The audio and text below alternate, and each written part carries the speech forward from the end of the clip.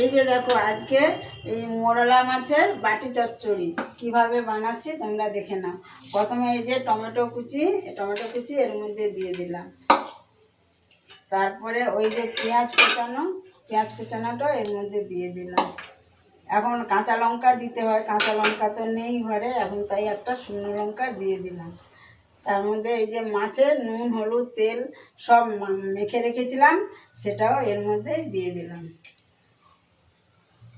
তার মধ্যে এই মিক্সিতে একটা মশলা পেস্ট করে রেখেছি। এখানে আছে পেঁয়াজ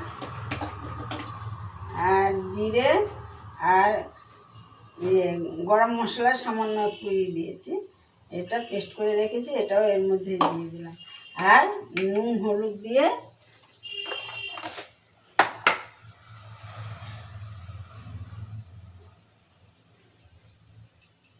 নুন আর মানে স্বাদ মতো নুন হলুদ আর স্বাদ মতো নুন দিয়ে দিলাম। আর কাঁচা লঙ্কা নেই বলে এর মধ্যে দিয়ে দিলাম একটু লঙ্কার গুঁড়ো শেষ হয়ে গেছে। একটু লঙ্কার গুঁড়ো দিয়ে দিলাম, লঙ্কাটা যে যেমন স্বাদ মতো খাবে সেইভাবেই দেবে।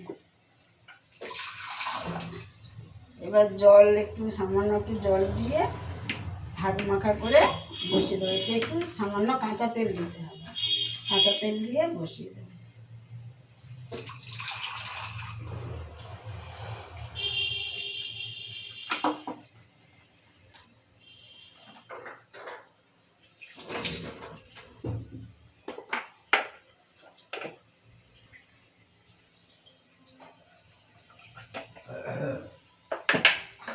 লঙ্কার গুঁড়োটা কম হয়ে গেছে,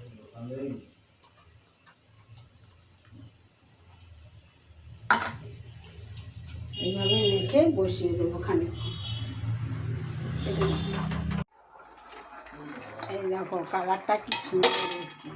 এটা একটু শুকিয়ে যাবে, ফুটতে ফুটতে একেবারে শুকিয়ে যাবে। তারপরে উপর থেকে একটু সর্ষে তেল দিয়ে নামিয়ে নেবে। রেডি চুনো মাছের বাটি চচ্চড়ি, মোরলা মাছের বাটি চচ্চড়ি। এই যে আমার মোরলা মাছের বাটি চচ্চড়ি রেডি। দেখো তোমাদের কেমন লাগে, তোমরা তাড়াতাড়ি করে বানিয়ে ফেলো, খেয়ে দেখবে খুব টেস্ট।